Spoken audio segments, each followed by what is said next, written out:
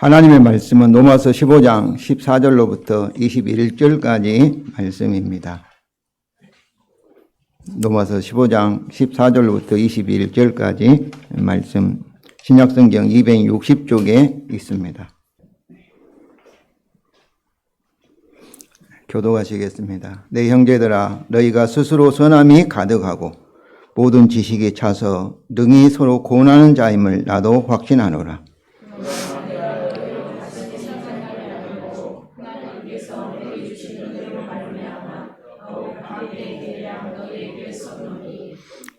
이 은혜는 곧 나로 이방인을 위하여 그리스도 예수의 일꾼이 되어 하나님의 복음의 제사장의 직분을 하게 하사 이방인을 제물로 드리는 것이 성령 안에서 거룩하게 되어 받으실 만하게 하려 하심이라.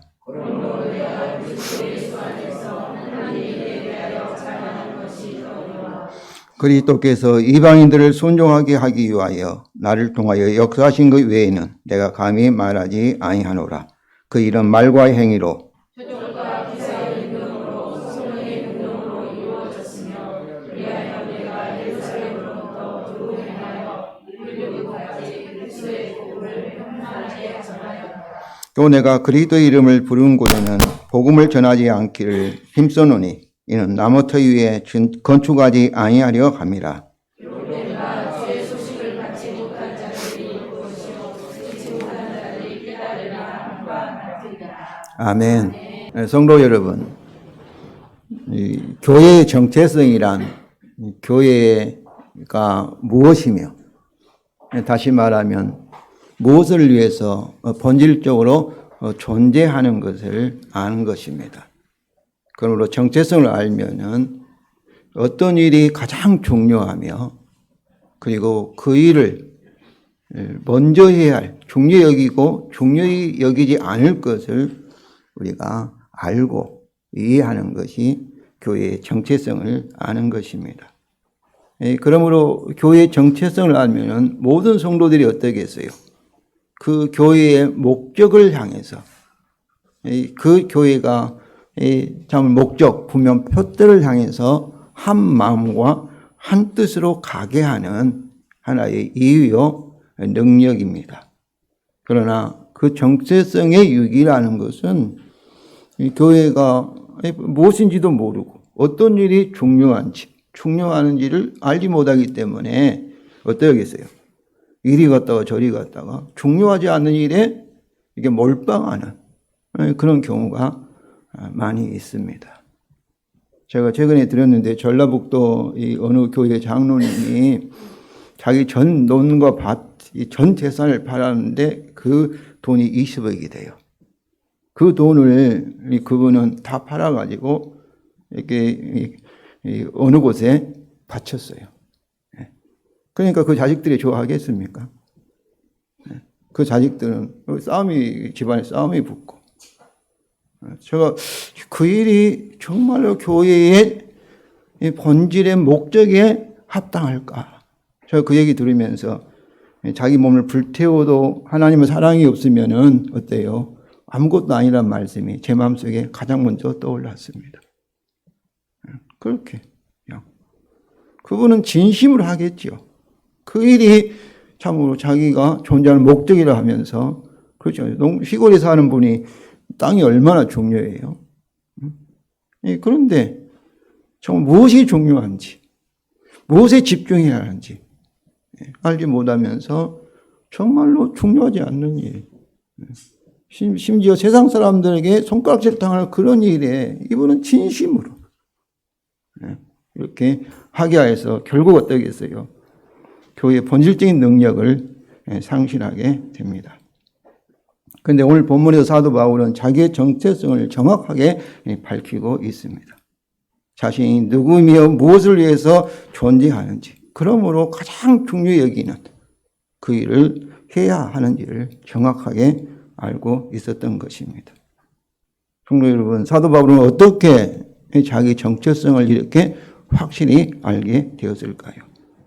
오늘 우리 교회 창립주일을 맞이해서 오늘 본문을 통해서 우리도 우리 교회의 참 정체성, 우리가 가장 중요하게 우리 교회의 근본적인 목적을 다시 확인하고자 합니다. 먼저 오늘 본문을 살펴보기 전에 오늘 본문의 문맥을 살펴보고자 합니다. 오늘 본문은 로마서의 결론 부분에 시작합니다. 그런데 오늘 본문은 로마서 1장부터 1장 1절 7절까지가 인사말이죠. 인사말. 그리고 8절부터 1장 15절, 16절 이 전반절까지 바울이 로마서를 쓰면서 자신이 로마를 방문하고자 하는 계획을 말하고 있습니다. 그리고 이제 16절부터 이제 길게 본론을 써요. 그리고 본론을 쓰고 오늘 본문 앞에, 바로 앞에 이 15장 7절부터 13절이 그 마지막 부분인데 거기에 다시 자기가 써왔던 내용을 요약된 복음을 각각 기록하고 있습니다. 그러니까 오늘 본문은 1장 8절 16절 전반절에 바울의 로마 방문 계획에 언급한 후 로마서 본론 긴 본문을 1장 16절부터 15장 13절까지 쓰고 그 다음에 또 오늘 본문 뒤에 15장 22절부터 33절에 뭘 해요? 그 로마 방문 계획을 다시 밝히고 있습니다. 그 사이에 있는 거예요. 그러면서 로마 방문 계획의 바로 뒤에와 1장 16절과 17절 그리고 바로 앞에 15장 7절부터 13절에 요약된 복음을 바울은 각각 기록하고 있습니다. 왜 그랬을까 생각하면은 바울이 로마서에서 이렇게 바울이 설명하고 있는 하나님의 복음의 바른 이해가 그의 로마 방문과 관련된 자신과 로마 교회의 성도들의 정체성 이해에 아주 중요하다고 생각했기 때문일 것입니다. 사랑하는 성도 여러분, 로마서가 16장이 되어 있는데 참으로 집에 가셔서 하나님의 복음을 1장 2절부터 4절에 이렇게 소개하고 있고 그리고 1장 16절 17절 그리고 15장 7절부터 13절을 꼭 이렇게 읽어보시기 바랍니다. 그래서 바울은 이 로마교회 성도들이 이미 알고 믿는 복음을 다시 생각나게 하려고 하나님 은혜로 말미암아 로마서를 기록한 것입니다. 14절 15절은 우리 다 같이 읽겠습니다. 내 형제들아 너희가 스스로 선함이 가득하고 모든 지식이 차서 능히 서로 고난 자임을 나도 확신하노라. 그러나 내가 너희로 다시 생각나게 하려고 하나님께서 내게 주신 은혜로 말미암아 더욱 담대히 대략 너희에게 썼노니. 여기 다시 생각나게 한다는 것은 뭐 잊어버렸는데 다시 생각나게 그런 뜻이 아닙니다. 이 생각나게 한다를 아주 강한 용어예요. 하나하나를 세밀하게 기억에 떠올린다. 그런 동사를 사용하였습니다. 그러면서 이 생각나게 하려고 이거 현재 분사인 것은 어때요? 그들이 이미 간직하고 있는 기억을 계속해서 마음에 떠나지 않게 하려고 뭐 했다는 거예요? 바울은 하나님 은혜로 로마서를 썼다. 이런 말씀이에요. 그러면 바울은 그들의 무엇을 다시 생각나게 하려고 하였을까요? 그것은 그들이 다른 사도에게 이미 받아서 믿고 있는 하나님의 복음을 다시 생각나게 하려고 하였던 것입니다. 1장 8절입니다. 우리 다 같이 읽겠습니다. 먼저 내가 예수 그리스도로 말미암아 너희 모든 사람에 관하여 내 하나님께 감사함은 너의 믿음이 온 세상에 전파됨이로다. 여기서 믿음의 내용이 뭐겠어요? 믿음의 내용이 예수 그리스도의 복음이죠. 그래서 바울은 로마서를 통하여서 무슨 새로운 복음을 전하려는 것이 아니라 그들이 이미 알고 있는 하나님의 복음을 다시 설명한 것입니다. 그러니까 이 바울은 다른 사도들이 전한 복음과 다른 복음을 전한 것이 아니에요. 다른 사도들로부터 들었던 복음. 로마 교회는 바울이 세운 교회가 아니거든요. 정확히 누가 세운지는 알 수 없지만은 아무튼 베드로 사도라든지 다른 사도들이 세운 이 교회였습니다. 그런데 이것은 그의 로마 방문의 목적과 같습니다. 1장 15절 나는 할 수 있는 대로 로마에 있는 너희에게도 복음 전하기를 원하노라. 이미 그들은 복음을 듣고 알고 있어요. 그런데 바울은 거기에 가서 어때요? 그들에게 다시 복음을 전하기를 원한다는 거예요. 그렇습니다. 바울은 14절에서 바울이 말씀하고 있는 것처럼 그들이 스스로 선한 열매 가득하고 복음의 선한 열매가 가득하고 그리고 그들 스스로 모든 지식이 충분하여 능히 서로 권면한 자임을 바울이 확신하였습니다. 그러니까 이 말씀은 로마서를 쓸 필요가 없을 정도로 그들은 어땠어요? 복음의 열매가 풍성하고 복음에 대한 지식이 차고 넘쳐서 서로 이렇게 권하는 그런 참으로 성도들인 것을 교회인지를 바울은 알고 있지만은 그러나 15절이죠. 자신도 하나님의 이 자신에게 주신 그 은혜로 말미암은 로마서를 통하여 그들이 이미 알고 있는 그 복음을 계속 생각나게 하기를 원하였던 것입니다. 복음을 알고 있고 복음의 열매, 선한 열매를 맺고 있고 다른 사람을 권면을 서로 이렇게 권할 정도로 충분하게 알고 있었지만은 다시 그들 하여금 로마서를 써서 생각나게 한다. 그러면 로마서 내용도 뭐겠어요? 그들이 알고 있는 하나님의 복음을 바울이 설명한 것이 로마서의 내용인 것이죠. 로마서라는 것은. 왜 그렇겠어요? 성도 여러분? 왜 그렇겠어요? 왜 그렇겠어요? 바울은 로마교회 성도들이 자신과 같이 하나님의 복음의 일을 통하여서 그들의 정체성, 그들이 누구이며 무슨 일을 가장 중요히 여기며 해야 할 것을 확실히 알기를 원했던 것입니다. 그래서 그 정체성의 로마교회의 정체성의 근거에서 바울이 서바나에 지금 스페인의 선교 사역을 관련돼 그들이 진심으로 참으로 동력하기를 원하였기 때문입니다. 그러면 성도 여러분, 저도 계속 우리 성도들에게 숙제를 주는데 하루에 3번 이상 하나님 복음을 우리 자신에게 여러분이 설교하시기 바랍니다. 복음을. 그래서 항상 마음에 기억하시고 그 복음을 통해서 우리의 정체성, 우리 교회가 무엇이며 무엇을 위해 존재하는지, 우리 개인도 하나님께서 우리 생명을 연장시켜 준 이유가 무엇인지를 분명하게 확인하는 참으로 은혜를 받으시기를 바랍니다. 두 번째로 그래서 바울은 그의 정체성을 제의적 언어로 설명합니다. 제의적 언어라는 것은 제사 언어. 구약의 레위기라든지 출애굽기 보면은 이스라엘 백성이 동물로 성전에 가서 잡아가지고 하나님께 제사 지내잖아요. 그런 제사적 용어로 이렇게 자기의 정체성을 설명합니다. 16절입니다.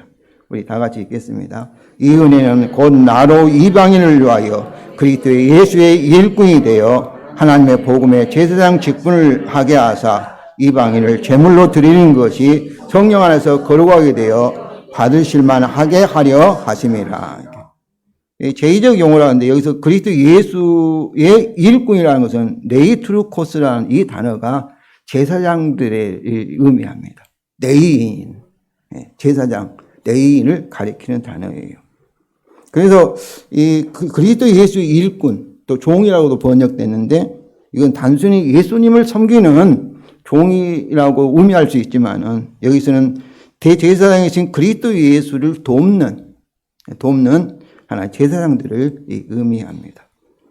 특별히 이 은혜는 15절에서 바울로 로마서를 기록하게 하는 하나님의 은혜이며 또한 그리스도 예수의 제사장이 되어 이방인에게 복음을 전하는 사명을 감당하게 하기 위한 그 은혜입니다. 즉 우리는 사도 바울이 사도로 부르심을 받는 것도 하나님의 은혜로 또 이렇게 목사로 이렇게 우리가 부름을 받는 성교로 부름을 받는 것도 하나님의 은혜로 된 줄로 믿습니다. 근데 여기서 말하는 은혜는 사도 바울이 그리스도 예수의 일꾼이 되게 하게 하는 은혜일 뿐만 아니라 그 일꾼으로서 계속해서 복음을 전해서 열매를 맺게 하는 그 사역을 감당해야 하는 것도 하나님의 은혜입니다. 그러니까 은혜로 하는 것이죠. 그래서 고린도서 15장 10절에 우리 다 같이 읽겠습니다. 내가 나된 것은 하나님의 은혜로 된 것이니 내게 주신 그 은혜가 헛되지 아니하여 내가 모든 사도보다 더 많이 수고하였으나 내가 한 것이 아니요 오직 나와 함께 하신 하나님의 은혜로다. 이게 바울이 사도로 부름을 받는 것도 하나님의 은혜로 부름을 받은 거. 자기 없는 자에게 사도로 하나님이 부르신 거죠. 그러나 그뿐만 아니라 사도로서 다른 사도보다 더 참으로 이 사도의 일을 감당하게 하는 것도 뭐라는 거예요? 하나님의 은혜라는 거예요. 그러니까 처음부터 끝까지 하나님의 은혜로 되는 줄로 믿습니다. 하나님, 우리 구원도 처음 믿을 때 내가 회개하고 예수 복음을 믿을 때 우리가 회심하는 것도 하나님 은혜고 그리고 계속해서 주님을 닮아가는 성화 과정 가는 것도 하나님 은혜고 마지막 예수님과 같이 완전히 영화의 구원을 갖게 된 것도 하나님의 은혜로 된 줄로 믿습니다. 그러니까 구원의 확신을 갖는 거예요. 처음 제산 받을 때는 천주교처럼 은혜로 우리가 믿게 되고 나중에는 우리의 행위로 사랑으로 뭐 해야 된다 천국 간다 하면은 그것이 문제죠. 그럼 구원의 확신을 가질 수가 없어요.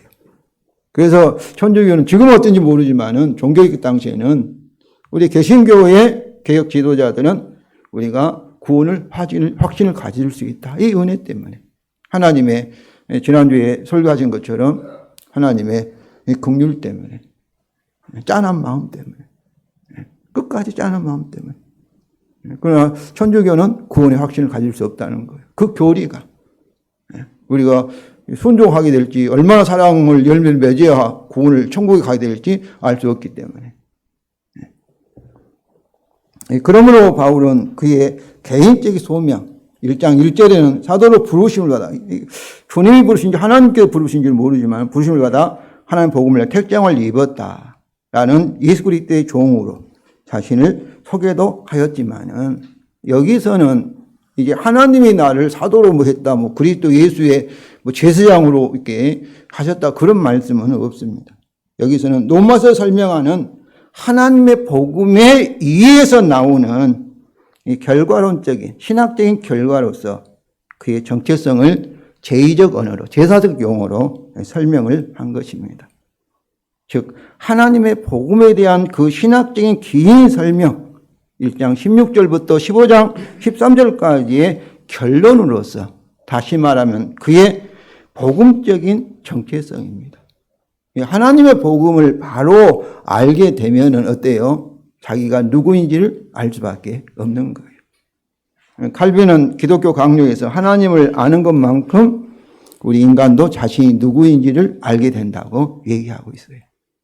같은 이야기죠. 그래서 15장, 16장, 1장 16절 또 이렇게 살펴 17절도 유명한 말씀이잖아요. 살펴봐야 되겠지만은 먼저 15장 7절부터 13절 이렇게 같이 읽겠습니다. 성경을 통해서 1장 7절부터 13절 우리 다 같이 읽겠습니다. 그러므로 그리스도께서 우리를 받아 하나님께 영광을 돌림 같이 너희도 서로 받으라.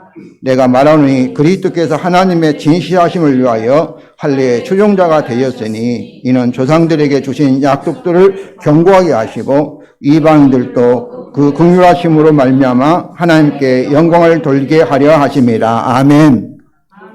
네. 그러면서 기록하면서 이제 이 9절 하반절부터 12절까지 구약 성경에서 신명기에서도 인용하고 그리고 시편에 2번 하고 그 이사야 선지서에서 인용했다는 것은 구약 성경 전체를 인용하고 있는 것과 마찬가지예요. 그런데 여기서 7절에 보시면 그리스도께서 우리를 받아가 어떻게 보면 잘못된 번역은 아니지만 정확한 번역은 너희를 받아 그 뜻입니다. 원래 너희를 받아. 영어 성경이나 다른 성경은 다 너희로 됐어요. 우리라는 단어는 아주 이렇게 사본에서 아주 소수 사본에 속하는데 우리로 했는데 너희를 받아. 너희 누구겠어? 이방인들을 받아. 그 다음에 받은다는 것은 그러니까 7절은 이거예요. 너희가 서로 받으라. 서로 인정하라는 거예요. 그 그리스도가 너희를 받아 하나님께 영광을 돌게 하신 것 같이. 그러니까 그리스도가 우리 죄인, 거룩하지만 부정한 너희를 뭐로 받았어요? 자기 소유로. 연합되었다 그 말씀이에요. 어떻게 연합이 되겠어요? 십자가의 죽음을 통해서. 그래서 8절부터 이 9절은 다시 설명합니다. 내가 말하노니 하면서 그 다음에 그리스도께서 하나님의 진실은 이 하나님의 진리예요. 하나님의 진리를 위해서. 할례의 추종자가 되었으니 이는 할례는 유대인들의 종이 되었다 그 말이에요. 종. 유대인을 섬기는 종이 되셨어요. 그 종이 된 이유는 조상들에게 주신 약속들을 견고하게 하려는 그 약속을 이루시려고 그 뜻입니다. 그리고 그 결과가 뭐예요? 그 약속 이루시려 이방인들로 하여금 하나님께 영광을 돌리는데 뭐 때문에 영광을 넣어요? 그 긍휼하심 때문에, 짠한 마음 때문에, 하나님의 짠한 마음 때문에. 그러니까 우리가 성가대가 찬양하고 우리가 이렇게 색소폰을 치는데 가장 중요한 것은 무엇을 하나님의 은혜, 우리를 향하신 하나님의 자비, 긍휼하심 때문에 우리가 예배를 드리고 그리고 하나님을 영광 돌리고 찬송을 드리는 거예요. 그래서 여기서 중요한 단어가 하나님의 진리가 무엇인가? 그리고 하나님의 긍휼이 무엇인가? 그의 짠한 마음이. 그것이 조상들에게 주신 약속들이에요. 조상에 주신 약속. 근데 여기는 이방인들이잖아요. 이방인들을 향한 약속들이 어디에 있어요?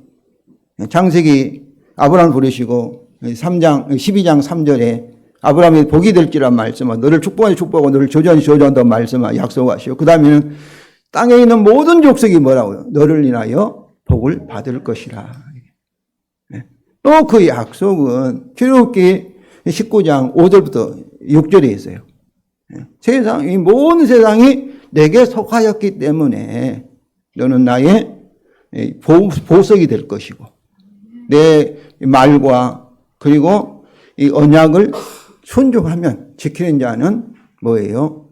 제사장 나라가 되고 열방을 위한 제사장 나라가 되고 내 거룩한 백성이 되리라. 이 약속을. 그러니까 거기도 어때요? 이스라엘 백성이 순종해서 하나님의 율법을 다 이루면 어때요? 그 결과로 그들이 이방인과 하나님을 중보하는 제사장 사명, 제사장이 될 거라 그런 약속이고 또 다윗의 언약에 이 사무엘하 17장 19절에 다윗의 언약이 뭐라는 거예요? 온 일을 위한 하나님의 헌장이라는 거예요. 하나님의 강령이라는 거예요. 그러니까 이것이 뭐예요? 하나님의 진리인 줄로 믿습니다. 이방을 향한 하나님의 약속이에요. 또 그 약속은 뭐예요?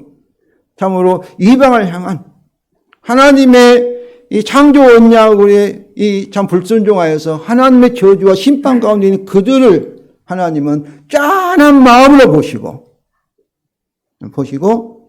이 선지자들에게 또 이스라엘의 조상들에게 약속을 하셨어요. 근데 그 약속이 어때요? 뭐를 통해 이루어지는 거예요? 그리스도가 유대인의 종이 되었다.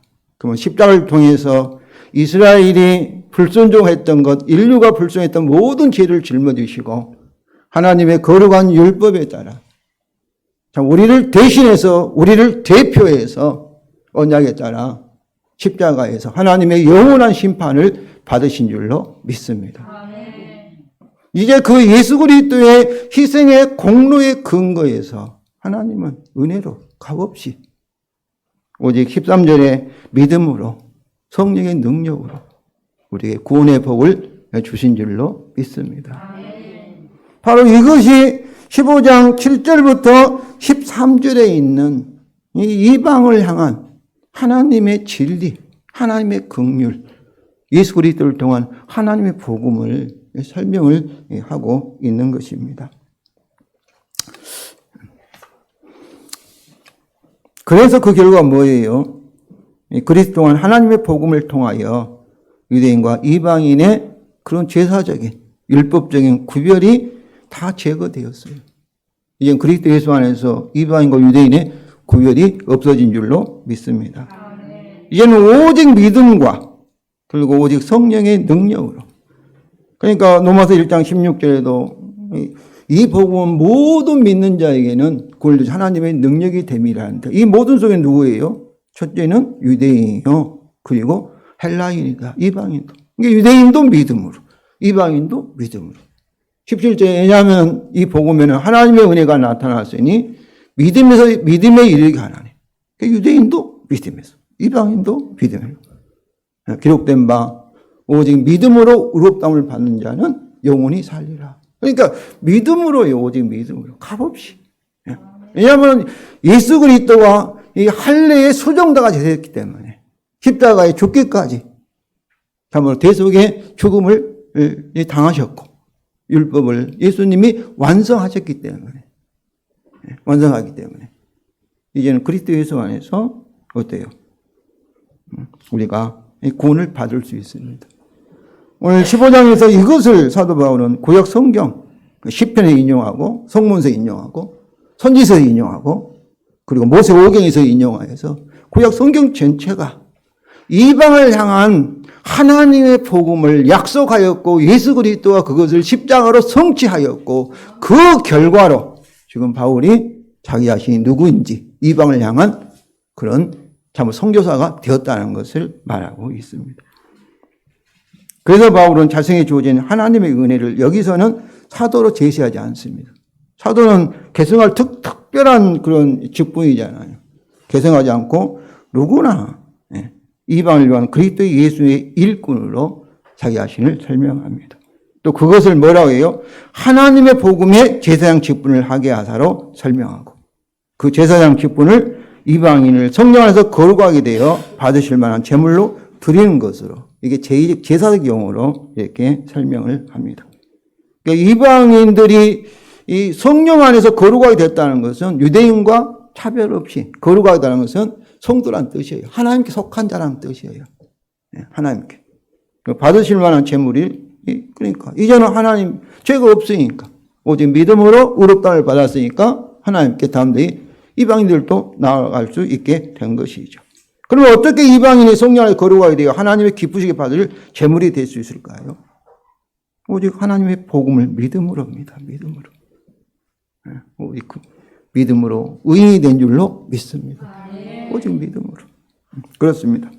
성도 여러분, 하나님 복음을 오직 믿음으로 우리는 바울과 로마교회 성도와 같이 성령 안에서 거룩하게 되어 그 성도가 되어 하나님이 기뻐하시는 제물이 될 뿐만 아니라 더 나아가서 성전이 된 줄로 믿습니다.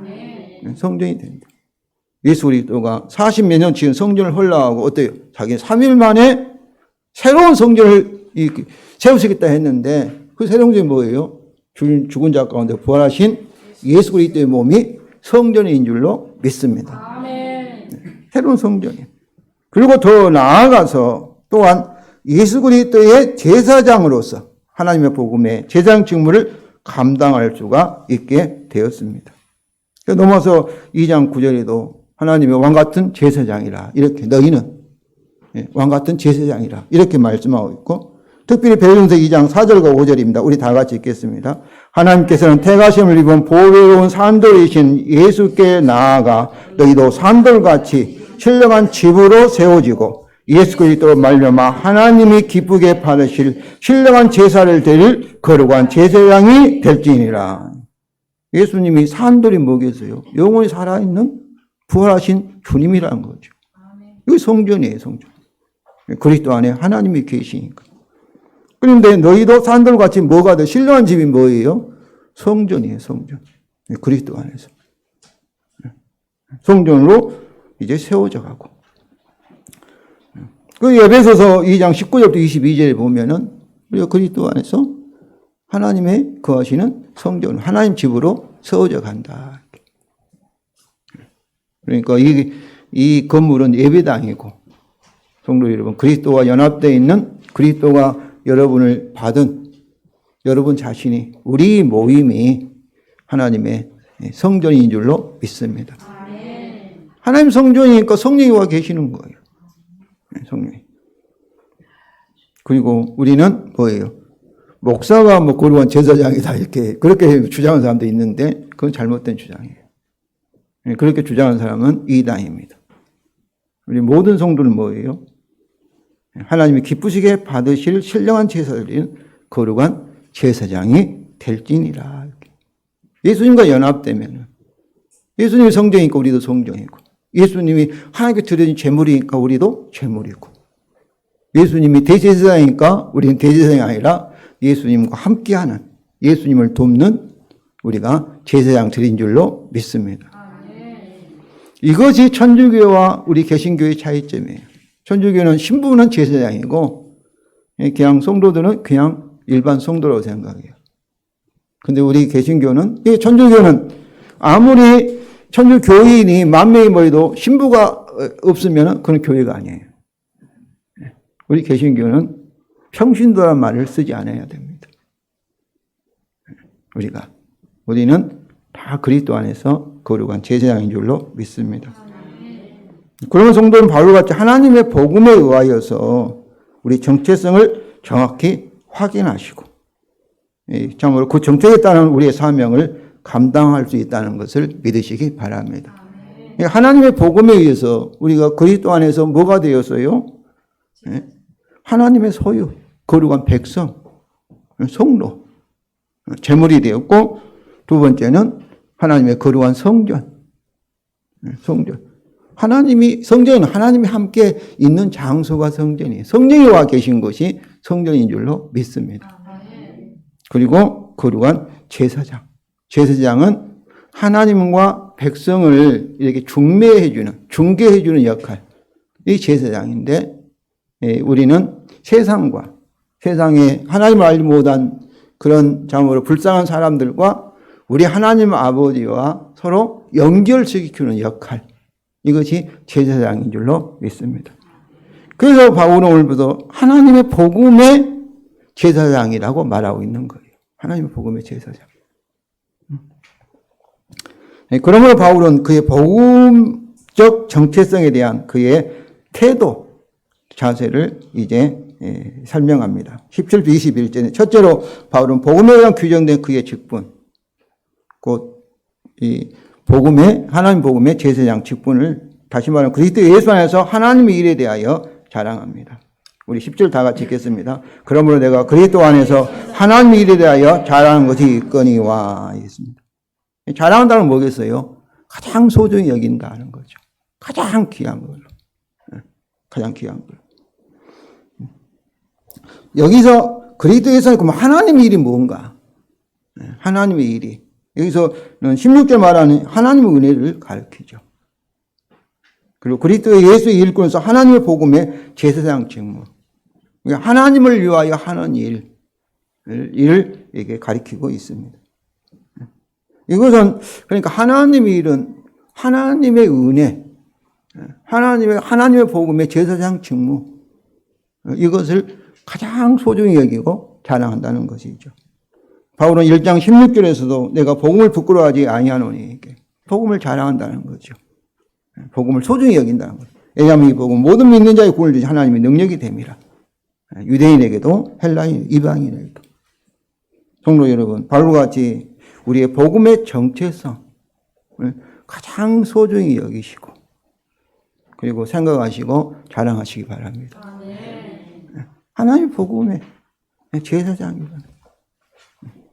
둘째로 바울은 그것을 자랑한 이유로 그리스도가 자신의 말과 행위를 통하여 성령의 능력으로 그의 선교 사명을 성취하신다는 것을 확신합니다. 18, 19절이죠. 우리 다 같이 읽겠습니다. 왜냐하면 그리스도께 이방인들을 순종하기 위하여 나를 통하여 역사하는 것 외에는 내가 감히 말하지 아니하노라. 그이는 말과 행위로 표적과 기사의 능력으로 성령의 능력으로 이루어졌으며. 여기서 순종하기 위하여 이렇게 되어 있는데 1장 5절과 16장 26절은 믿어 순종케 한다 이렇게 되어 있습니다. 에이스라는 전치사 몸을 위하여 히파코에는 순종을 위하여 되어 있는데 그래서 여기서도 이렇게 믿어 순종하게 하기 위하여 그리스도의 복음을, 그리스도를 믿고 그리스도에 순종하게 하기 위하여 이렇게 이해할 것입니다. 바울은 이방인의 그의 복음의 전도는 자신의 말과 행위를 통한 삼위일체 하나님의 선교라는 것을 분명하게 밝히고 있습니다. 그리스도가 자신을 통하여 역사하신 건데, 그런데 역사하신데 뭐로 하시는 거예요? 역사하신 건데 성령의 능력에 나타남으로 한다고 하지 않습니까? 그런데 그 앞에는 그리스도 안에서 하나님의 이름 뭐겠어요? 하나님의 은혜. 이게 하나님께서 그리스도를 통하여 참으로 그리스도를 말미암아 이게 바울을 통하여 바울의 말과 행위를 통하여 성령의 능력이 나타남으로 하나님의 이 복음이 전파되도록 이방인이 순종하도록 하게 구원하신다는 그런 말씀이죠. 그러므로 우리 교회의 전도도 우리 말과 행위를 통한 삼위일체 하나님의 선교라는 것을 분명히 아시기 바랍니다. 그러면 바울을 통해 이것을 하신 하나님이 현재 우리를 통해서 이것을 하신다는 것을 어떻게 우리가 믿을 수 있을까요? 저는 믿을 수 있다고 생각합니다. 왜냐하면 전혀 조건이나 자격 없는 자에게 주시는 하나님의 은혜 때문입니다. 은혜로 하시니까. 은혜 때문에 우리도 그것을 확신할 수가 있습니다. 정말 이것을 믿고 계속 기도하시며 하나님의 영광이 능력이 우리를 통해 나타나기를 소망하시기 바랍니다. 그렇지 아니하면 우리 하나님은 언약을 어기시는 불의한 분이 되시기에 진실한 분이 아니죠. 진리의 분이 아니죠. 천지가 흔들려도 은혜 새 언약대로 저와 여러분에게 분명히 하실 것을 믿습니다. 셋째로 그리하여 바울은 하나님의 구주 역사에 따라 예루살렘부터 일본까지 그리스도 복음을 전하였는데 특히 미전도 지역을 우선합니다. 19절 하반절 20절 다 같이 읽겠습니다. 그리하여 내가 예루살렘부터 두루 행하여 일본까지 그리스도 복음을 편만하게 전하였노라. 또 내가 그리스도 이름을 부른 곳에는 복음을 전하지 않기를 힘써노니 이는 나무터 위에 건축하지 아니하려 함이라. 기록된 바 주의 소식을 받지 못한 자들이 볼 것이요 듣지 못한 자들이 깨달으리라 함과 같으니라. 그리하여는 뭐겠어요? 접속사라서 바울의 복음 전도는 앞에 내용, 그리스도가 그를 통해 역사하신 것, 성령의 능력으로 역사하신 것을 전적인 결과라는 것을 말합니다. 그러니까 그 결과, 그리스도가 바울을 통해 역사하신 결과로 바울도 복음을 전하게 되었다는 것이죠. 그러니까 삼일째 하나님 성경 미시오데이인데, 그래서 여기서 바울이 예루살렘부터 했는데 사실 예루살렘에 복음을 전했다는 것을 우리가 정확하게는 알 수 없습니다. 그러니까 예루살렘 누가 전했어요? 12사도들이 복음을 예루살렘 교회가 세워졌지 않습니까? 근데 바울은 하나님의 성경이기 때문에 자신의 선교 사역만이 중요한 것이 아니라 하나님의 구성 역사에서 한 부분을 담당하고 있는 것이죠. 그래서 구성 역사에 따라 이 예루살렘으로부터 주로 행하여 일본까지 그리스도 복음을 전하였는데 그는 어떻게 원한 거예요? 그리스도 이름을 부른 곳에 이미 복음이 전한 곳에는 가지 않고 복음이 듣지 못한 곳에 미전도 지역에 자신은 가기를 원한다 이렇게 말하고 있습니다. 여기서 그리하여는 뭐겠어요? 그러므로 그리스도가 바울을 통하여 우리를 또 성령의 능력으로 역사하신 것만이 참 복음의 전도입니다. 하나님의 사역이에요. 그러나 그 예에는 뭐겠어요? 가짜 전도라고 볼 수 있죠. 그 예에는 하나님을 위기한다고 막 교회를 부흥시킨다 하지만은 그리스도와 성령의 능력으로 우리를 통해 역사한 것만이 진정한 부흥이지. 그 예에는 성령의 나타난 부흥이 아니라 가짜 영에 의한 부흥이라는 것을 아시기 바랍니다. 우리 교회는 정말로 그리스도가 우리를 통해서 역사하기를 원합니다. 진정한 성령의 능력이 함께하여서 진정한 부흥이 일어나기를 원합니다. 또한 바울은 이사야서 52장 15절을 근거하여서 미전도 지역에 우선하는 그의 선교 원칙을 정하여서 다른 사역자들과 다른 사도들과 경쟁하지 않고 서로 협력을 하였습니다. 이는 그의 선교는 자신의 독립된 사역이 아니라 전적으로 하나님의 선교의 부분이기 때문에 그렇습니다. 그리스도가 우리 교회를 통해 역사하고 옆에 교회를 통해 역사하면 어때요? 옆에 교회가 서로 경쟁한다는 것은 그건 그리스도를 부인하는 거잖아요. 그렇지 않겠어요? 그리스도가 머리인데 손과 발이 있는데 이게 서로 조화를 이루어야지. 막 따로하고 막 경쟁하고 막 손은 손이다 하고 발은 발 필요 없다고 이렇게 말하면 그것은 이상하지 않습니까? 저는 우리 한국교회가 어느 교회는 그냥 성도들이 교인들이 막 몰려가서 엄청나게 모이고 막 돈이 막 흘러 넘쳐서 막 문제가 되고 어떤 교회는 목회자가 어때요? 생활비도 없이 그런 교회가 80%가 넘습니다. 그런 교회가 생활비도 없이 그냥 무시당하고 이것은 저는 그리스도가 하시는 사역이 아니라고 생각합니다. 그리스도 그렇게 일하시겠어요? 성령이 그렇게 일하시겠어요? 이건 뭔가 분명히 문제가 있다고 생각합니다.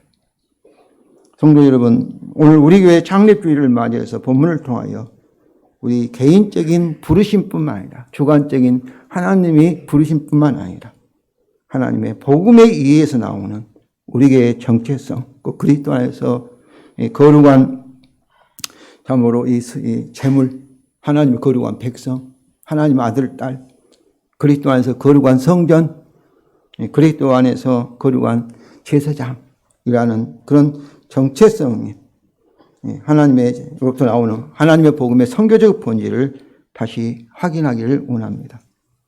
한마디로 말하면은 참으로 이 교회는 선교를 위해서 존재한다는 것이죠. 교회뿐만 아니라 우리 가정도 그리고 우리 개인도 선교를 위해 존재한다는 거죠. 주님이 다시 오셔서 우리를 우리를 판단하실 때 뭐가 기준이에요? 선교와 전도가 기준이라는 겁니다. 그게 달란트 비유예요. 선교와 전도가. 그럼 성도 여러분, 우리 복음을 항상 기억하시며 우리 경초생에 따라 복음 선교에 다 집중하시기를 바랍니다. 특히 이것이 삼위일체 하나님의 선교임을 알고 그것을 자랑하시며 그의 은혜로 우리를 통하여 반드시 역사하실 것을 믿음으로 그리하여 복음을 전하시기를 원합니다.